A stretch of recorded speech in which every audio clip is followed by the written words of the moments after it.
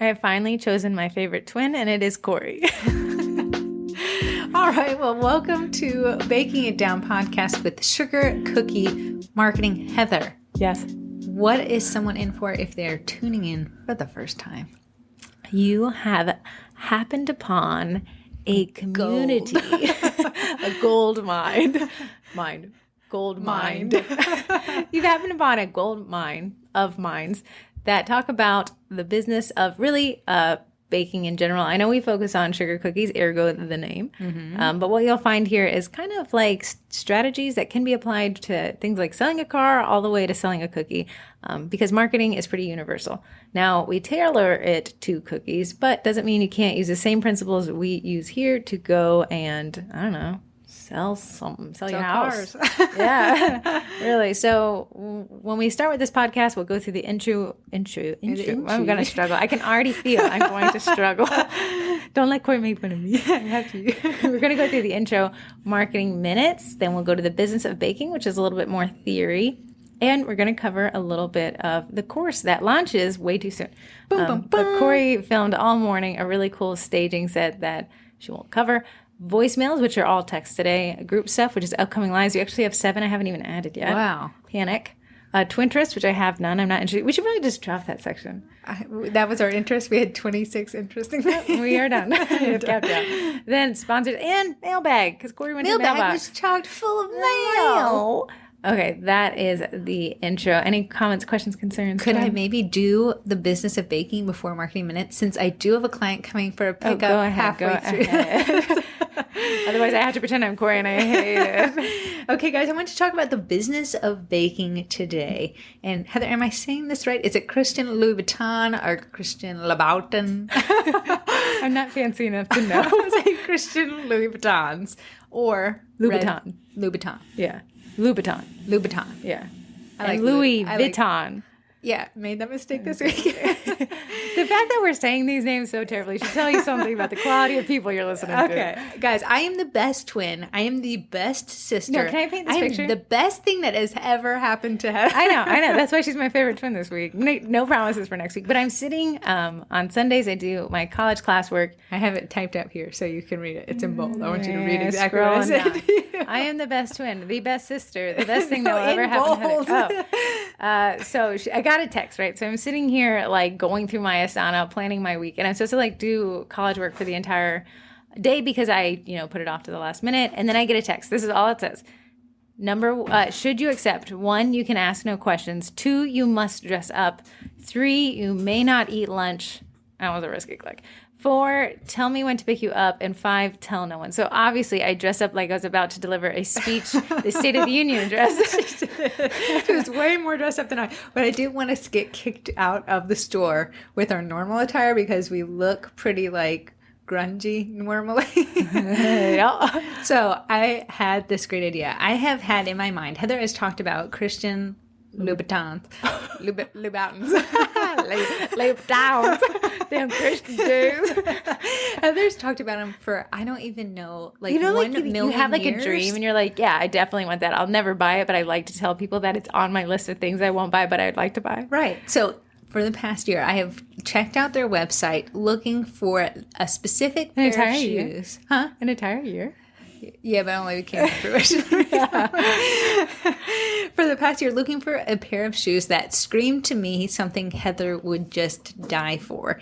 This past Friday night, I was on their website and there was this cutest pair of shoes, and I didn't want Heather probably will not buy many more of these type of shoes in her lifetime. Maybe 0. Who knows? I'll never even wear them. I'm going to frame them. So I wanted Heather to be able to choose, but they had these very cute shoes, and it said "Walk a mile in my shoes." I thought they were adorable. Okay, made the mistake and went to, what store did I go to? Neiman Marcus. Oh, no, I went to Louis Vuitton. It's not associated. Corey made an appointment. I made an appointment. It was a 2-hour wait. But I ended up taking Heather to Neiman Marcus over at Tyson's Galleria. I was a fish out of water because I usually just go to Tyson's Mall, not Tyson's Galleria. There's 2 Tyson's malls here. You can actually throw a stone at one. Yeah, and, and one is for the common man, me and Corrie, and the other is for the uncommon man, not me and Corrie. So I took Heather to Neiman Marcus, and they had red bottom shoes on the back wall, and I said, Heather, you have a $1,000 limit. Can you believe that? Can you I will believe never said hear this these word? words uttered to myself again. I said, but you have got to choose a pair of heels today. If you do not choose them, the offer is off the table. Yeah, you can only buy a pair of heels. You cannot allocate the money towards food or home. You must starve wearing the heels. Because I knew Heather would never buy these shoes for herself because she would talk herself out of it because they're not required to live a full and complete life. But who wouldn't I want? feel like my life would be incomplete without them, so they are required. So we went to Neiman Marcus and we walk into the store and Heather tries on 2 beautiful options. I got clown feet, guys. Size My red 9. bottoms be looking like McDonald's shoes. But they were absolutely stunning. She ended up, didn't have her size while we were there, so I had to order them online. So the rush and the funness was a little less because we walked out with nothing. But they will be here between 3 and 5 business days. Okay, if you're rolling your eyes in disgust at the fact that those shoes were that expensive, you're not alone. But here's the thing, right? It's always the difference between functionality. Hey, go to Payless, get a pair of shoes, right? Pay less there. Okay. Or you can go to Pay More and Neiman Marcus. Pay a lot. pay a lot more. But I want to say, what made Heather walked into that day, it was not deserted. It wasn't a no man's land. People weren't begging us to buy things. There was no seats. There was no physical seat because so many people were buying shoes. Okay, so probably what did we find? The cheapest shoe there was around $600. $600. Okay, maybe the shoe, $550. Corrie posted it in the group. The shoe looked like a pre-worn tennis shoe. It blew my mind. The shoe looked like it was worn, and that's its shtick. And it was called what? Goldbird? Golden Goose. Goldbird. It's them old Goldbird shoe. We're too poor. But people said that this was the largest collection in one spot, and the line to try on these worn-looking shoes was insane. But their branding was on point because they had a line of people wanting to buy these worn shoes. The cheapest shoe in the store was around $550. Everything went up for that. There was the ugliest shoe I've ever seen in my life. It looked like a pillow. It probably was comfortable. It was Dolce & Gabbana. It was $1,000. It was the weirdest looking shoe, and not to judge if you have some D&Gs on your feet right now. I'd like to shake your hand. But the crazy thing was, okay, so I really like Aldo shoes. I really like high heels. It's like my one little thing, right? Mm-hmm. So when you go into Aldo, which is in the Tyson's, the Common Man Mall, yes. You know, the most expensive shoe they have there is, it's like a knee-high boot, and it's probably around $200. And that's like pushing it. But typically their high heels are around $80. Maybe you can get them on sale for around $50. Yes. Okay, like, yeah, that's a lot for a shoe, but if you really like it, they're very ostentatious style sometimes and stuff like that. Very pretty. But it's a very clean-looking store, very white, very nice. Everything looks like just pretty, and you're like, wow, this is a nice shoe. Okay, I'll buy it. But at Neiman Marcus, it looked like Macy's. No offense to you Macy's lovers out there, but it was not organized. Those red bottom shoes were on the back wall. There was not even a special light. One was flopped over on its side. Like, you go to Aldo and you put a shoe slightly cockeyed back, someone just appears out of like thin air to straighten it back. Here, these red bottom shoes were piled on top of each other, just scattered about, no organization. There was 3 people working, they could care less. They had so many people that they could have cared less that we were standing there. Even if I was like, hey, I want to buy $1,000 shoes. Or like, the person next to you is buying $5,000. I had to go stand in a line to get somebody to look at me to say, my feet are too big. Can I try this a size up? So you might be saying, girls, why are you making this homage to Corrie, her being the best twin? And besides you guys missing out at birth from me being your twin, I wanted to go over the pricing psychology, the payment psychology that happened this weekend. It was pretty wild. Everyone needs to go tell their husband and wife, you got to go buy a pair of red bottoms too, because the twins told you to. It's a good experience. It's a marketing experience. Write it off. It's a business expense. The thing is, Christian... How am I Just saying say red bottoms, man. Red bottoms.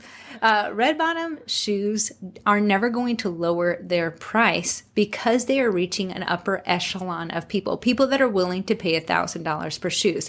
You can price your product too cheap that you appeal to the cheaper people. Your product isn't cheap, but your price is so inexpensive that cheap people want it even cheaper. You can actually price higher and reach an upper echelon of people that would not sniff at $60 for a dozen any single day of the week, because that is your type of people.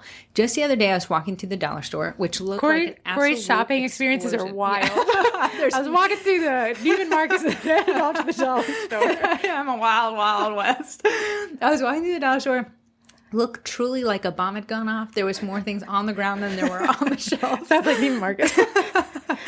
But I passed this face mask for $1.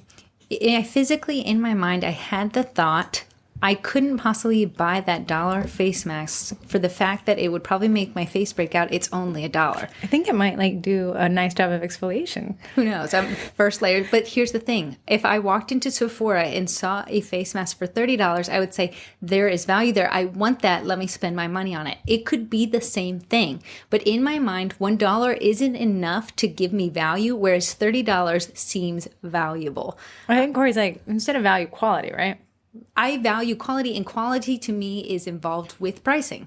It's a way we're conditioned. It must be more expensive because it costs them more to do because they use better products. Absolutely. So you love this, chapstick? There's this chapstick that's like while in Sephora. I shouldn't be allowed to be in Sephora. Like I'm not putting on enough makeup on the day-to-day basis to validate that I shop there. But there's this wall of their chapsticks called Fresh. Yes, Fresh Beauty. And there's so many chapsticks, so many colors, so many types, but they feel really nice. Love them. They're $30 a pop. Mm-hmm. I think 26, 24 is the cheapest. $29.68. Yeah. Great now. Anyways, so I bought one. Treat yourself, you only live once. My lips are chipped. I'm talking too much on the podcast. Anyway, so I bought one. I'm like, oh my goodness, this experience my lips are experiencing is amazing. Mm-hmm. Anyways, and then I went to Walmart the other day. Okay. And there was like a Vaseline chapstick at checkout. And I was like, yeah, sure, why not? But where? It's your $2. I'm like, oh, $2.50, that's pushing it. And then I bought that. And I'm pretty sure they're the exact same things. But when I use the Fresh one, I'm like, this is quality. Exactly. And when I use a Vaseline one, I'm like, well, buddy, good luck.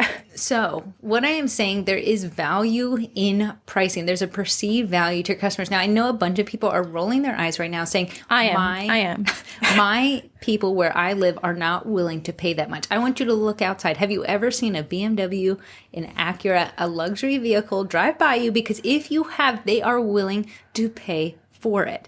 You have to find that ideal client. It is going to be harder to find. There are fewer of those people there, but they are out there and they're willing to spend money on things that they find valuable. I had a lady, she's actually a teacher. She's a repeat customer. She spent almost $200 this weekend on 3 dozen cookies with me. And she found value in the purchase. She was happy with the order. I didn't force her to. She said, hey, can you make this happen? I said, absolutely. $200 richer in my pocket. There's a friend of mine named Mikey. Corey knows Mike.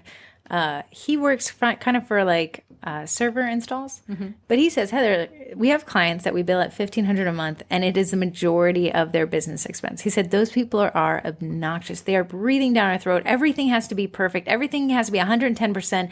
They're constantly taking up time asking because it's so important to them because it's a majority of their spend. He said, then I have clients who are pulling in $100,000 a month. He said, we're $5,000. He said, I never hear from them. All I am to them is, hey, don't make a problem happen. If I don't hear from you, that's good news. Mm-hmm. So he says, when you're at the bottom end of a high budget, you're at solution. Yes. But when you're at the top end of a low budget, you're a problem. Yeah, they're almost micromanaging you because it's every so dollar counts. Right. So my ideal client, the one who my base price is $60, just about to be 65 because I just feel Hello, teacher. Watch out. Corey's coming to town. Is the person who says, Corrie, I want you to get it done. Do whatever you want. Just get it done. I'm willing to pay for it. That is my ideal client.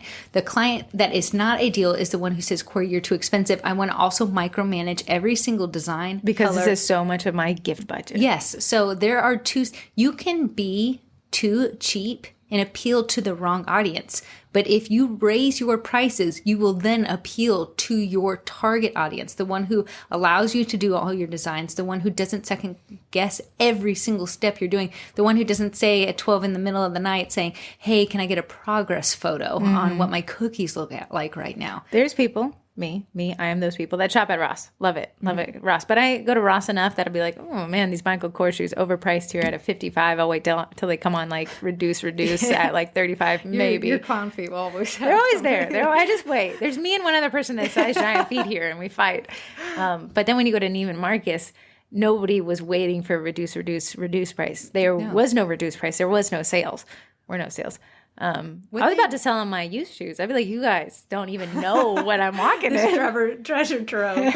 The thing is there's two different types of clients out there, and you might have ones that are willing to pay your less expensive prices, but it's a fight tooth and nail every time. And you could raise your prices ever so slightly and then peek into a new market, and you'd be the cheapest of a very expensive clientele. And you'd be able to rake in that money each and every time. You'd be able to work less and make more. I think a lot of people look at their cookies and be like, man, these are extremely expensive Oreos. You're talking to my Ross people over here. You need to say, wow, this is an extremely affordable gift compared to XYZ they asked for at Neiman Marcus.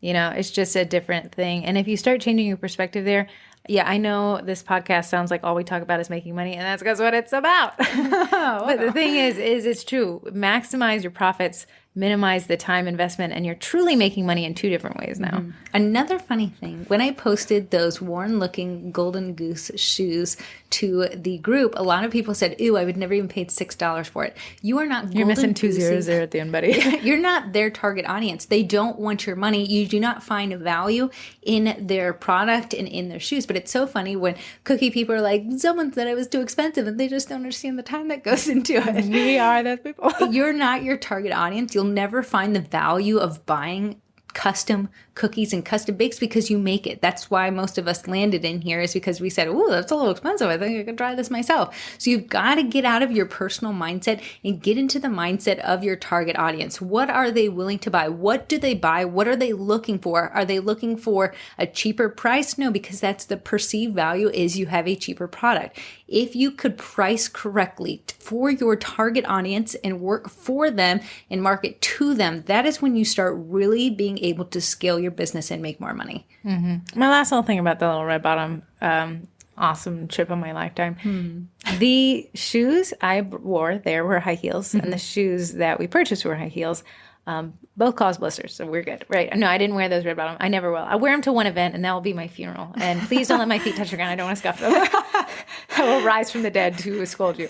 Anyways, it's a huge thing about those shoes is, yeah, they're probably great quality. But was there a huge difference in quality between the ones I wore and the ones No, they looked almost identical. Right. But it's branding. It is branding. So Aldo almost has to make their store so top end looking, so the cheaper people, us, feel, ooh, this is an experience. Yeah. Oh, okay. I'm willing to pay $100 for these heels. Whereas Neiman Marcus said, hey, girl, it's on the back shelf. Go find it. Because their target audience is buying that every single day over and over and over. Right. And I'm like opening up these shoes and like, okay, the box was, had the logo on it, but it wasn't made of leather. But there was a little like Christian tote in there. And there was something in tiny, I think like the heel had the replacement heels at the bottom. Yeah. And it came in a little tinier tote bag. And I'm like, wow, quality. No. This is so expensive. This was the least cost to this man. And I'm acting like it's like, wow. So that experience is the clients that we want, where you adding bows is like, wow, this is great. Now people are saying like, you're too expensive. Also add the bows. Also, whenever Heather tells me I'm too loud on the podcast, please send her a text message that says red bottoms. That's all you have to say. Just a quick reminder, a brief reminder. And also send, you made an appointment at Louis Vuitton for Christian Louboutin shoes. My bad. Okay, so I think Corrie's eyeing her client out there. No, I don't know if it's them or not. I can't tell. Okay, well, while you're thinking about going out, let me just, my little fiasco with the airplanes. Yes. The metal tubes in the sky that I'm amazing. Okay, so here's just the follow-up. Last time I'll complain about SouthWorst, right? So my flight was out Tuesday. Yes. And then I ended up getting moved to Wednesday. So on Tuesday, I go into the check-in line, where they're like, please have your phone turned on right. Yes. So I'm like panicking that my phone will suddenly lock and I'll never be able to unlock it. I'm always like tapping it a million times. Phone, are you there? Nothing happened. Nothing changed. So I go to the check-in line and they get to the little barcode thing on the phone, the QR code.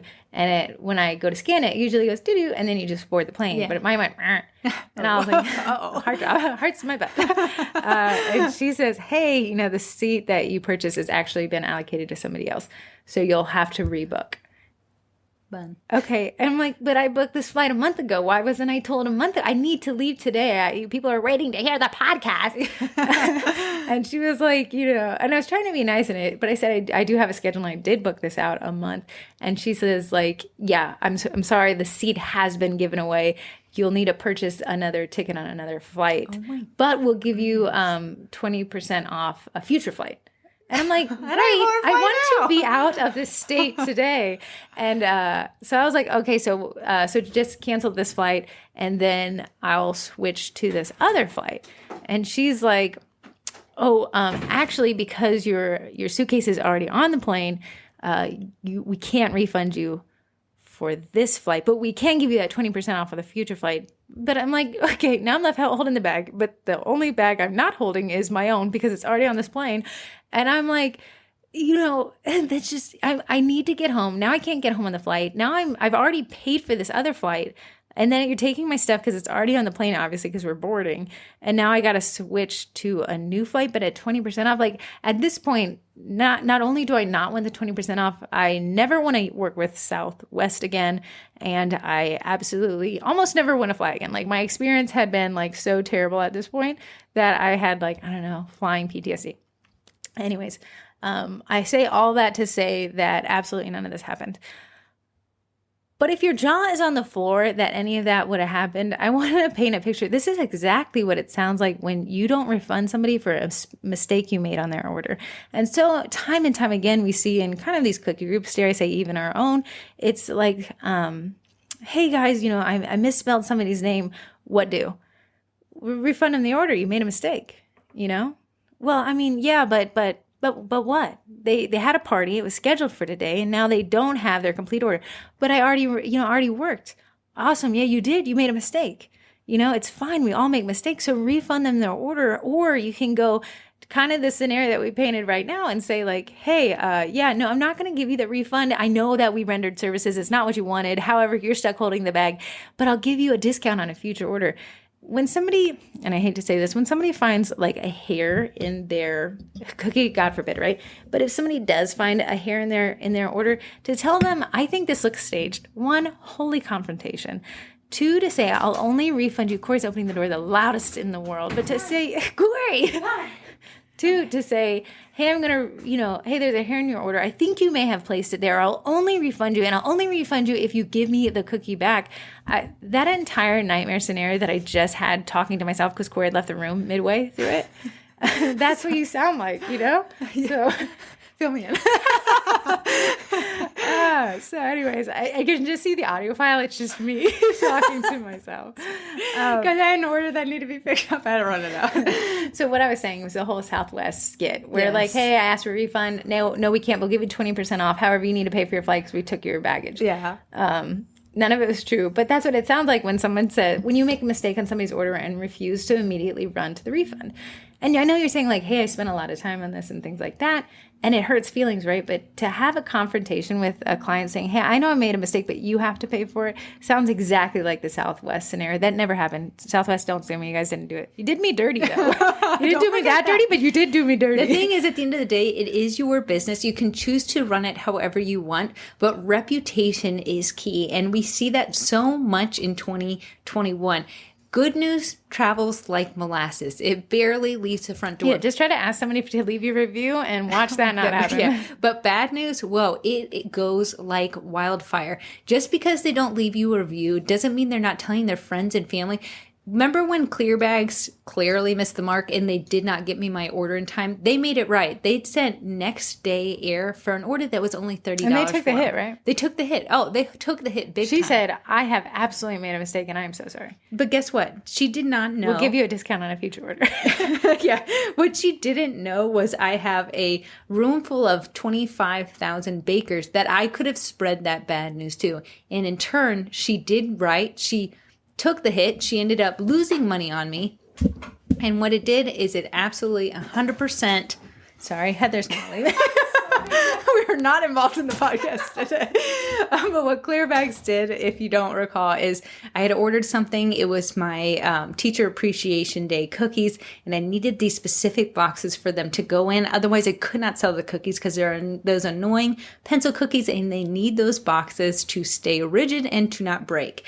I had probably 30 or 40 people coming to pick them up on Monday because I'd order a week in advance, and they said it would be there in time. Friday comes and it says we will not have them delivered till like Tuesday or Wednesday. Okay, that is not what a business owner wants to hear. I don't want to have to say, hey, everyone, yeah, we're going to have to push that back a little bit. So I ended up reaching out, and they took 100% fault of it. Could they have just said, I'm sorry, it's the way that UPS does. You'll get them when you get them. Absolutely. But who could I have possibly told, hey, I never buy from Clearbags again. They're the worst. I could have told the entire group. That's 23,000 people they could have lost just because of that. Instead, they took the fault. They took the blame. They actually ended up, refunding. What? Heather is just moving by me like at the speed of light. Okay, why are you going? I want to apologize to the podcast world. My car's in the shop. Corrie had a pickup. This day has lasted 20 years. Anyways, how was talking to yourself? It was awkward. I was running out of words. Okay, so that was our marketing minutes. It was this whole discount thing. And no, we're not threatening to Clearbags to threaten 25,000, but your experience with people. I mean, obviously I dogged on SouthWorst for this whole nightmare. This one wasn't true. Yeah. The one prior, it's easy to complain. Squeaky wheel. So go out of your way. We had a group member to talk about her. To who? She had messed up the order. She didn't give us any backstory, but she said, yeah, you know what? I absolutely messed up the order. This lady was left without whatever she wanted. We do not know the details. Whether she spelled something wrong or it dropped, I don't know. But the lady said, I'm not happy with something. And she said, oh, man, you've been a great customer for me. Hey, I've already refunded you. Yeah. Could you imagine what that customer felt? The alleviation of not having to have a confrontation to fight back for your money. Right. At the end of the day, it's your business. You can run it however you want. If you want to fight a customer into the ground, if that's how you do it, you can absolutely do that. This is just tips and tricks that work for us, with the clients that we have worked with, and we have seen it boost their business. I always tell my customers, hey, I actually don't touch the funds until you're 100% satisfied upon pickup. If for any reason you are not satisfied, I will refund your total purchase price. They have complete buyer protection with me. What a feeling to buy from someone when you know it's always going to be on your side. Jeff Bezos walks in stage right. Amazon's protection of the client's money to say, hey, yeah, return it. Guess why I bought from Amazon all the time? Because I have the buyer protection. Right. I bought something It was like sleeping pills. Yeah, I sleep terribly. That's why I'm always awake and deleting her posts late at night. But I bought sleeping pills. I bought the wrong kind. Okay, my bad. I said Google. I said Amazon. I'm so sorry. I'll ship them back. And they were like, hey, no sweat. You keep them. We're going to send the ones you wanted. What? Oh, my goodness. Okay, well, if I'm getting sleeping pills, I'm going to buy them from Amazon. And you might say, Corrie, you're a non-profit. You're just giving away money now. Guess how many people have really taken me up on my 100% satisfaction guarantee? Nobody. Yeah, I've never had to refund anybody. Yeah, so, I see a lot of people kind of like, hey, no refunds, last resort. But Corrie tells people she'll refund them and hasn't had to. So if that's not preaching from the refund Bible, I don't know. If you want to fight people when they're unhappy, people will be unhappy. How you handle that speaks very highly to you as a person. And if you choose not to refund, hey, by all means, that'll be a confrontational conversation though between you and the client. I hope you can get onto your Facebook tabs and remove that review tab ASAP before they get to it with you. Saw in another group, some lady had said, hey, I'm not really happy with this, for whatever reason. And the OP, original poster for you guys who hate my acronyms, said, oh, that's a shame. Nobody's ever said that to me. So then the client said, well, now you're invalidating. Clearly I didn't like it. I'm trying to be really nice and not leave a bad review and see if we can get this rectified between us. And then OP said, well, I tasted the same batter and it tasted good. And then the client says, okay, forget it. I don't even want to deal with it. I did not want to leave you a bad review, but what recourse do I have? Mm-hmm. Right. So run your business however you want. That's our disclaimer. If you want to do it how you want to. Just keep in mind that you are a small business and every review, every mention of your name does matter. It can matter good because you could be making sales, and it could be bad that people are telling others in your local community not to buy from you. Give the refund. Just kidding. Okay, that's great. That's our business of baking was the Corrie treating me to the time of my life at Neiman Marcus. I still don't have the shoes yet, but when I do. I already canceled the order. Just kidding. This is all a test. Okay, so we are going to we're going to the course. So the course sweatily launches on August 31st, the day before CookieCon. Otherwise, we'd push it out another 5 months. You know me. Yeah, you know. Money never over. Yeah. What we actually did today is I had these back-to-school cookies that I made, and I was going to sell them. And this morning I said, you know what? This would be honestly a great set to take from stage one, where I had Heather print Eddie on it. Yeah, we actually take you through in the course. I download from Shutterstock this graphic, pull it into Illustrator, put it into Photoshop, then we put it to Eddie in 2 different sizes. I make some minor changes, and then we print on Eddie live view, so you can hear my annoying voice while Eddie prints. Right, and then I took them home, added some details. They're apples, so I added the stem and the leaf, and I said, hey, you know what? This would be a great set to take them through. We actually go through the mindset of what to think of when you're looking for props and when it comes to staging. Then we go and we do a live view of me setting the stage for these cookies in 3 different ways that takes no time at all. And I tell you the thought process as I go through what I'm looking for, what I tend to stay away from, and then we go and we talk about lighting, what to look for, what not to look for. Then what we'll do, and I have to do this right after the podcast here, is I'm going to take you into Lightroom with me, and we are going to edit these photos that we staged together. We're going to edit both in Lightroom Desktop and on Lightroom Mobile, which is free. So both folks have access to the information. And then we are going to create copy for it. So we have gotten these cookies from stage 1 to stage sale together. Mm-hmm. So the course is $68 a month. It will constantly be adding to it. So, $68 a month membership. But if you want to buy the year up front, you get 2 months free there. It should be really good. Let's see what things I've covered recently. We have Photoshop tutorial intro. Lighting. We have photography gear. We have photography backdrops. We have Facebook ads course. We have Google My Business, job forms, email marketing, or email. Then we'll have email marketing. Domain names, which somebody asked here in the voicemails about domain names. Oh, and then we'll be setting up a website. I'm actually setting up a website for Sweet Pink Olive on the Shopify platform, and she has agreed to let us put that into the course as well. That's fantastic. I love her cutters. Yeah. It'll be really cool. We'll need some photography. Great. Okay, now we're on to voicemails. You can call, email, or text in. Great thing we never respond, so lucky you. Our phone number is 571-556-5644, and the email is hello@sugarcookiemarketing.com. Folks that don't have access to this U.S. phone number, send us an email. Works just as good. You can text or you can call. We appreciate each and every one. I'm going to read the first voicemail, which is actually a text message, and it says, "Hi, y'all." I hope I said that right. This is Courtney with Matato Pop Cookies in Spring, Texas. I just want to thank you for the incredible content you offer and community that you've created. I'm a stay-at-home mom with my 3-month-old and 2-year-old sons, and thanks to your help, I've increased prices, streamlined processes, and changes to my customer service goals. My family is about to purchase our first home after so much hard work in my dream neighborhood. Knowing that I will have to pull in a certain amount of profit from my business to help the husband support his new lifestyle isn't stressing me out at all. Thank you both. I feel invigorated. That's awesome. Well, congratulations, Courtney, on the move.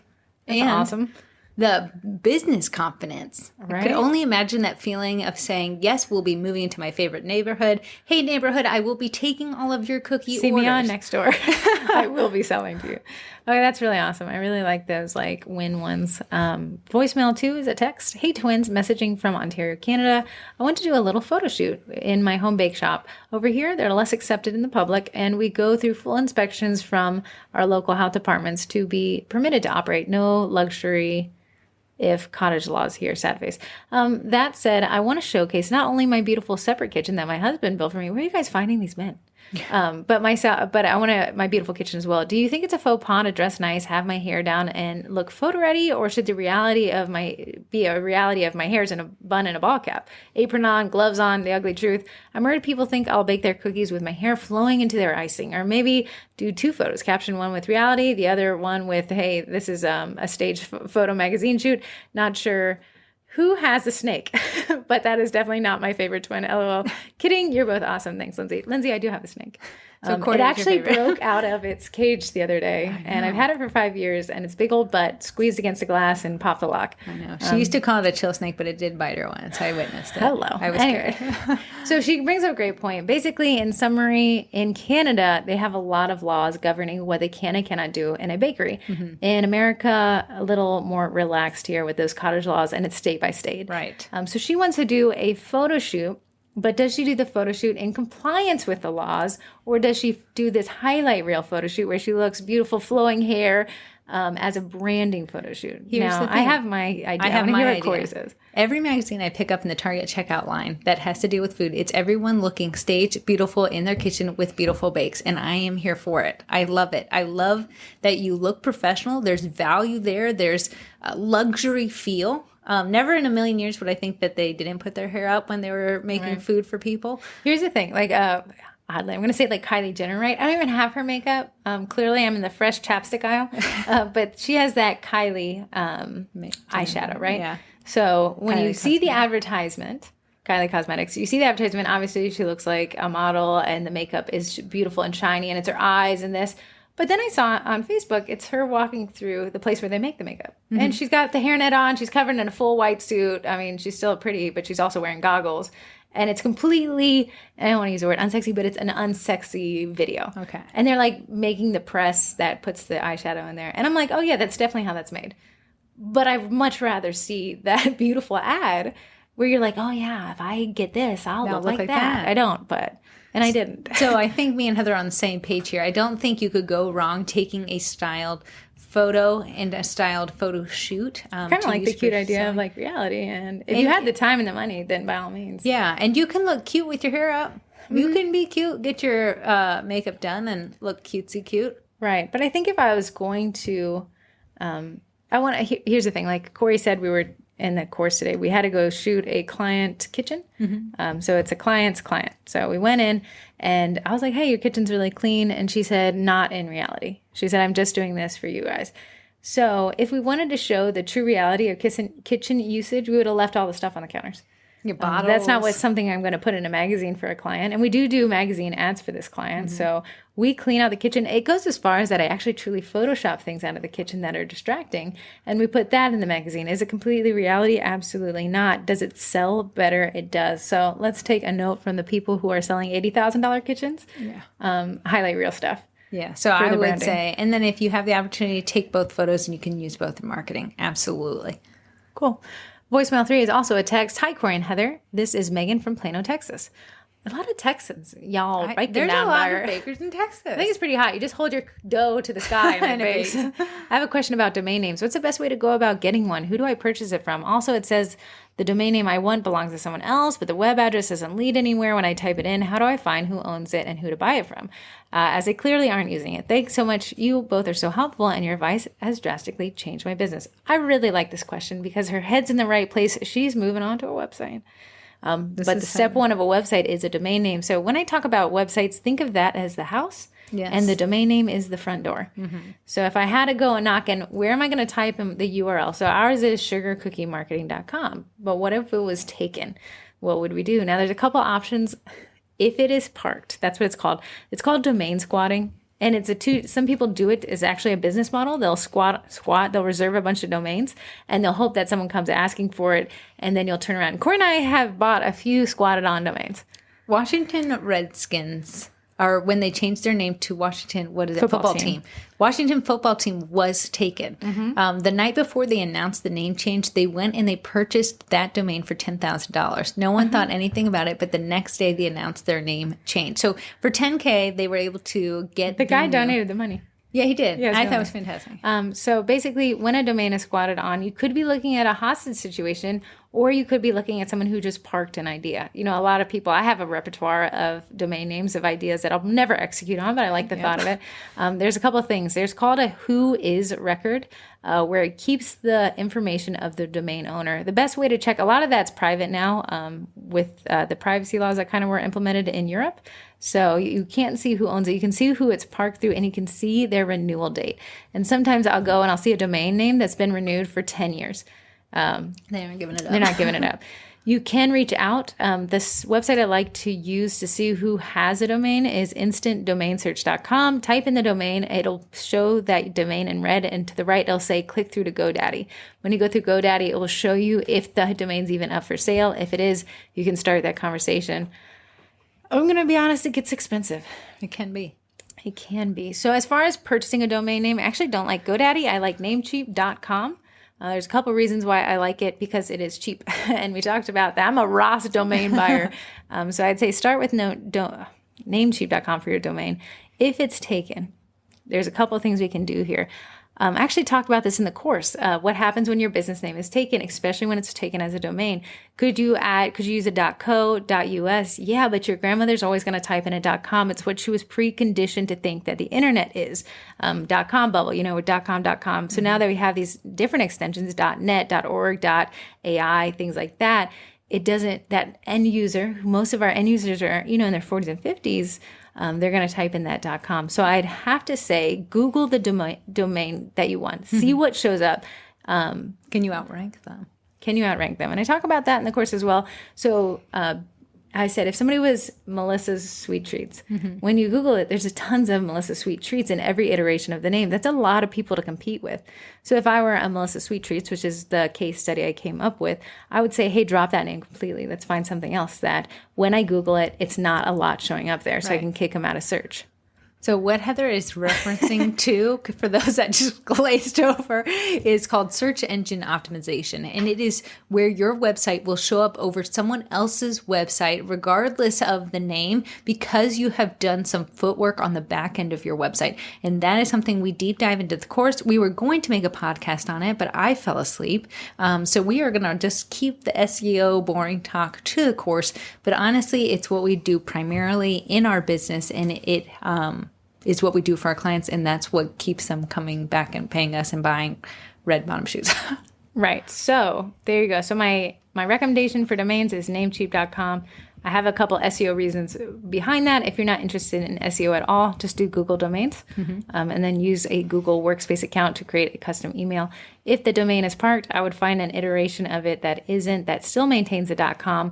But if the domain is parked and there's a website on it that's thriving, I would almost consider a completely different name. Does that make sense? Yes. Okay.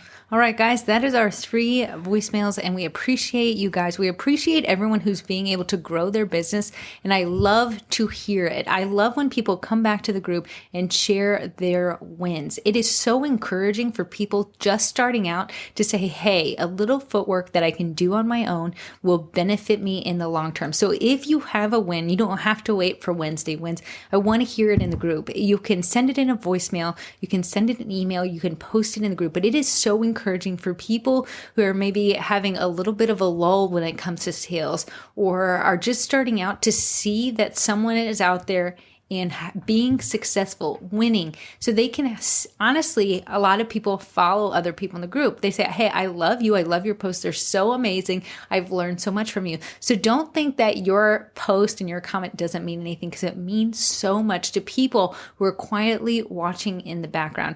That phone number, if you would like to call or text in, is 571-556-5644. And also the email is hello@sugarcookiemarketing.com. And that leads us to group stuff. Heather, take it away. Okay, so, oh Lord, have mercy. This is the worst. No, I got it. This is the worst pot. Corrie just spilled her Coke absolutely everywhere. Anyways, guys, I'm sorry. We're just on our C game today. A game was left back on Monday. Doesn't it feel like it's like a Thursday? Anyways, we had a couple of awesome lives that have passed, but I actually have 7 new lives to add to the group, and I'm excited to talk about it. 2 lives that passed in the last week is password best practices with Mr. Burke.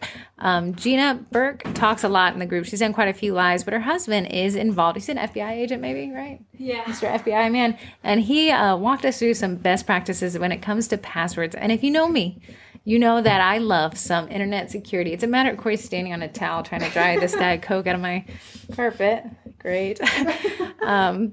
So I really do like password security. He recommends some password managers. Here's the one I love the most.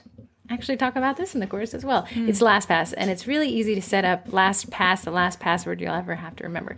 Then Catherine Gaines, I thought she was going to talk about color theory. This girl didn't talk about color theory. She demonstrated color theory. The girl had the what are the 3 primary colors? It was blue, red, and yellow. And then she like made other colors. Like and a she's a big million Mac colors. person, right? She is. So she is big into macaroons. So, you know, Mac people have this. Macarons. Macaron. I said it wrong last week. I caught it after on my way home.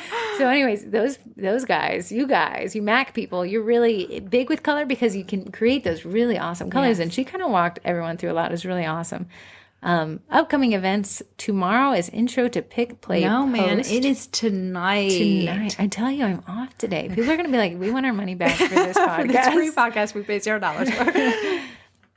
Intro to Pick, Play, Post video editor app with Belinda Cooley. And a lot of people ask about this. And she said she's going to show us how to film decorating videos and post them to like TikTok and Reels. That's what she said. All right. Okay, I'm excited. On Friday, it's how to use Trello to organize your orders with Maricela. And if you do not know what Trello is, it is a project management software.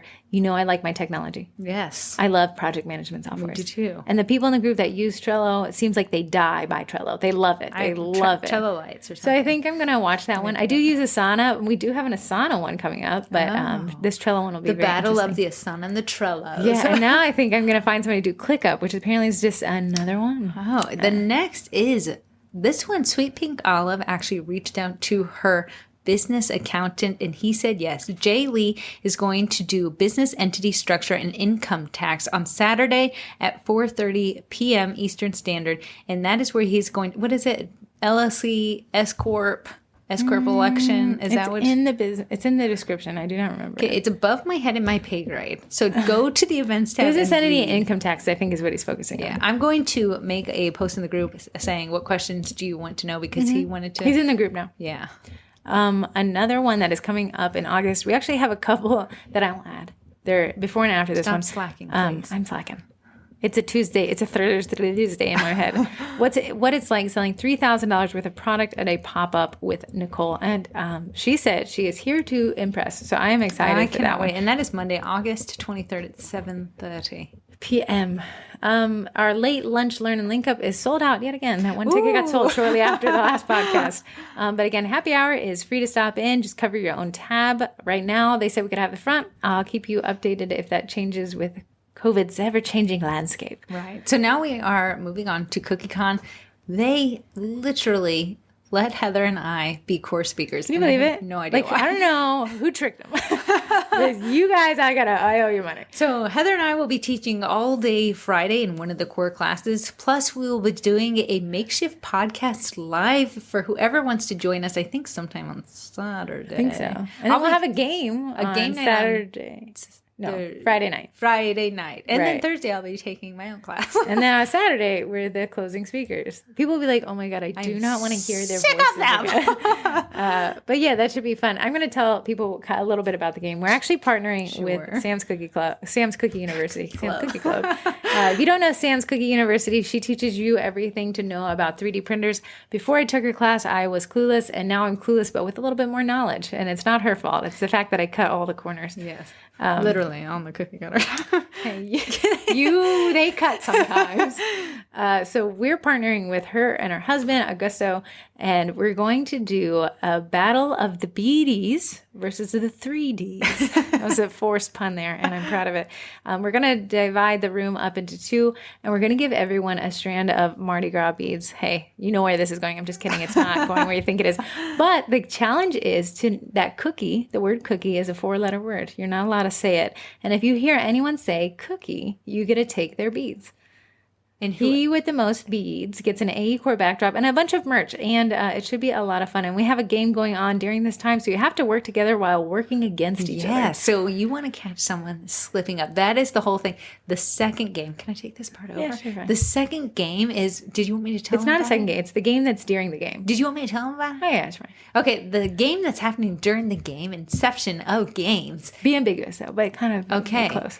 We will be dividing the room in half. The person with the most will probably win. Oh, ambiguous. But it's our side against their side, so our side, come prepared. Yeah, if you're on our side of the room, you better have some big old purses with you, okay? Hint, hint, big purses. Right. It should be a lot of fun. And then for our core class, what are we teaching? We are teaching, you are going to follow We wanted to me find something that everyone liked. everyone likes. Right. Photography. So I'm there. Everyone likes. That's it. We'll just be talking about Heather. No, but we're actually going to talk about photo. We're talking about staging. We're talking about the do's and don'ts of staging. You're going to be able to see me stage my own bakes in front of you. Then we are going to take that photo. In that photo, we are going to bring it into Lightroom. And they said we can cast it onto the big screen so you can see Corrie's workflow with Lightroom. But in our image, I'm going to have something that we do not want in the image, whatever it is. I don't know if she leaves a tag or something like that. And then we're going to take that image into Photoshop and remove whatever it is that's in the image that we do not want. So then I will make some minor corrections in Photoshop. Easy breezy. Then we'll take that and we'll go to use Creator Studio, which is Facebook's free scheduling software. And we're going to schedule that post and we're going to write the copy together. The sales copy, what we want people to read in order to buy from us. It's not going to be, look, another set I did for Billy. Happy birthday, Billy. That's not going to be it. I want conversions and I want copy that converts. And that's what we are going to do in class all day on Friday. Mm-hmm. And then we're going to use a software, AI generated copy to rewrite it in a bunch of different ways so we can work less but make more. Yeah. So guys, it is start to finish in 45 minutes. In 45 8 times. Minutes. 8 times. I'm going to be sweaty. Yeah. Okay. I say this week we skipped Winterest. Yeah, I'm not interesting. We're not broke after we really tried. I have red bottom shoes, maybe, allegedly. That is now my new identity. Our sponsors are Eddie. I was really happy with how Eddie performed yesterday. Heather, I had her print on these apple cookies. The saturation was up on the first 2, so I asked her to turn it down. Yeah, so we took in Photoshop, we took the blacks and we desaturated them down to a little bit of a light gray to stop, kind of mitigate the bleeding.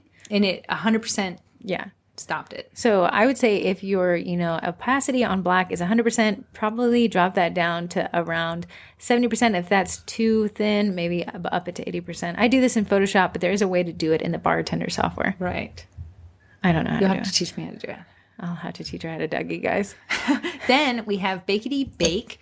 Their website is baketybakeIdaho.com. What did you just call me? Heather. You're fired. I don't care. I have red bottom shoes. I'm going to walk out of here when I want to. This is a meringue powder, and I have fallen in love with it. I just ordered 6 more pounds of it for myself because now I am a large fan of it because I have 583 cookies I have to write on with a fine tip edible marker. I did 25 of them yesterday and not one poked through. And I am a fan of being able to use edible marker because it makes my life easier when I do not have to pipe wording onto a cookie. So we had a bunch of people actually order it and they tried it and they had the same results as I did. You don't have to use corn syrup, but I use corn syrup in mine. It's still dried with the shine. I absolutely love it. It was so easy to work with and it gave me time to manipulate the icing, to fix any of the issues I had, any of the piping things I needed to do to make it cohesive. So I really have enjoyed that and I am a fan and will be buying it till the day I die. Please do not take it off the market. You can actually save 10% by using the code TWINS at checkout. You can save 20% by typing in Heather is my favorite twin at checkout. I'm just kidding. Yeah, type that in and see if that works for you. We can dream. A gal can dream. Okay, guys, you'll be so happy. Actually, Corrie went to the mailbox. Corrie went to the mailbox. And there was stuff in it. There was stuff in the There mailbox. was some bills in it. There was some bills in the mailbox. So I have to. Emory Gibbs wrote us a card on her high school graduation. So I had to look her It up. was so fancy. Yeah, it was super fancy. Would you like to read it to us? Okay, it says, twins, don't mind my out-of-date stationery. It's from my 2002 high school graduation. Haha. Anyways, I've been wanting to send a little something to the mailbag for a while. Ever since I didn't know why I had a V address VA address written on my planning sheet. But that's so funny. She took a picture. She said, "Why is this address here?" And I'm like, "Why does she have my address?" And then it was like, "Oh yeah, we gave it to everybody." Here's a sweet treat and a little ho baby, low baby love. Thanks for all that you do for us for free. Well, really, blood, sweat, and tears. Oh wait, you give us those too. We love you. Enjoy from Give Me Cookies. That's her Instagram handle. Is Give Me Cookies. And that's her last name. I wish That's I was hilarious. that creative. She actually gave us 2 ho baby, low baby gift cards. I'm going to live film you running spending through these. oh baby, low baby. And she actually gave us 2 of her cookies. I've already eaten They're so half. cute. I took a picture. I'm going to post it. Okay, You ate it? I ate half while you were typing. Just spit it on it, and I got to eat the other half? There, you could have the other cookie. I There's wanted 2. Okay, there was. Sorry. There's one that looks like an actual beach scene. too and slow. Corey took the whole bite out of it. Kate Galligan from Total Happiness Cookies wrote us the nicest letter. Kate, let me just tell Okay, you, I Kate, hated you. Kate, Corey didn't realize you wrote 2 separate cards. And the first card she opened said, "Heather's my favorite twin." And she'd never found the second card. It was in the bills. Like, of course, Corey's not opening those. I looked Kate up and I Corey said, "We are sent me a Facebook picture. friends." Corey sent me a picture, and she was like, "This one is just to you." Okay, but it was so nice. This one I'm actually going to read. It was for me because I found it and I'm so sorry. Hi, Corey. Thank you so much for seeing and sorry.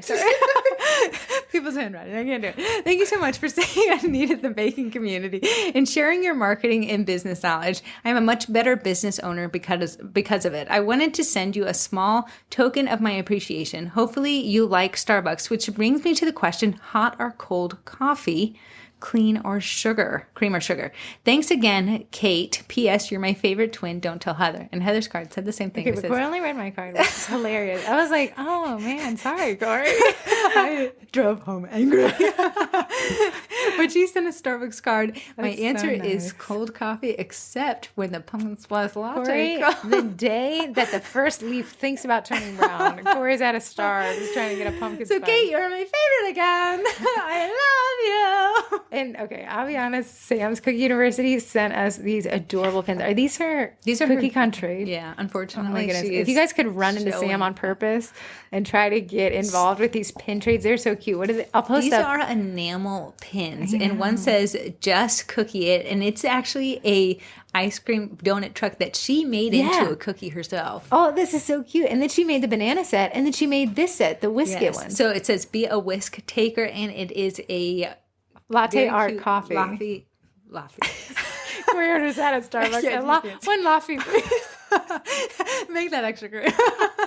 Pumpkin spice on the top. It says you can cookie that, and it is a batch of bananas. But she made that as actual cutters in the group. I know. Darn it, Sam, why are you so adorable? It says, "Hi, girls. Thank you so much for all of your support. I can't wait to meet you both. I thought it was only fitting that you two would be the first to receive my Cookie Con swag. Your new course sounds fantastic, and I can't wait to join and support you in that endeavor. I've already gotten so much great information. This will be just the icing on the cake." Kate crossed out and she put cookie. P.S. Better bring your A game to the comp. No mercy. Sam and Augusto. Sam and Augusto. It's so funny because she started her group around the same time we started ours. So she's actually starting her paid course. Can I join it? Can I get more cutters? Yeah. The answers go off of each other. They may still be crappy, but they'll do. They'll cut dough. If you would like to join the cool kids and get a shout out in the group, this is how you do it. This is our favorite thing. Please let Corey know that you sent 2 cards. Otherwise, I'll hate you. The address is 15,000 Potomac Town Place, Suite 245, Woodbridge, Virginia, 22191. Guys, Kate, Emory, Sam, I love you guys. You have honestly made my whole week. That was so fun to open those and open them by myself, and I didn't. My challenge to anybody this week is to send us a picture of your pet. Like, just mail it. Just mail a picture of your animal, and then, like, write on the back, "This is Steven, and he is Barky." My husband was like, "What are these cards and stuff?" I said, "We beg people to send us stuff." Literally like, beg. Anything? I said, "If they send a bill, I'll read it." Read it on air. Why didn't you read the IRS one? I thought I had opened that one. Yeah. No. All right, guys, that wraps us up. I'm so sorry for how unprofessional we were today. This was just D team. This was, Corey spilling Coke. We can only go up from this We've podcast. truly arrived. My car is ready. I'll have you know, they just called and texted me for the 5th time today. We are driving down to The CookieCon. floor is soaked with soda. Corey's cookies have been dropped off, and I am currently eating Emory's cookies. Okay, save me my half. You have a whole cookie. I feel like I'm being gypped. I'm literally watching you spill Coke and eat. Okay, guys, I'm sorry. Next week we will be more professional. And then a week after that, we'll actually be filming the podcast on Saturday. We'll be a little late because we'll be at CookieCon doing it live. If you would like to hear your voice on the podcast, this is your time to join us. People will be like, where are they doing? I do not want to be. If you don't there. hear anyone on that one, no one join us. Yeah, if it's just me and Corey spilling Coke on each other, you'll know it's a typical day. Okay, guys, thank you so much. And we will see you next week. The 2 Tuesday email goes out today. That's a weekly newsletter that we started. And I feature one of the most popular posts in the group the last week, 2 of those. The last week was double bows, and that was, I think Tanya taught us how to do a double bow on a package, and someone said, I got the email and did it. Look at it. And then we feature someone's photo that put it in that Heather's post, and you guys volunteered your awesome photography, and that goes out to everybody. We did Love of Max. I know, it was fantastic. So cute, right? I'm so jealous. You were the first week, because I'm jealous about how good her Macs are. Yeah. So it was a lot of fun. So we got a lot of fun stuff in the group, right? Right. I'm sweating. All right, guys, let's go get this car. Okay.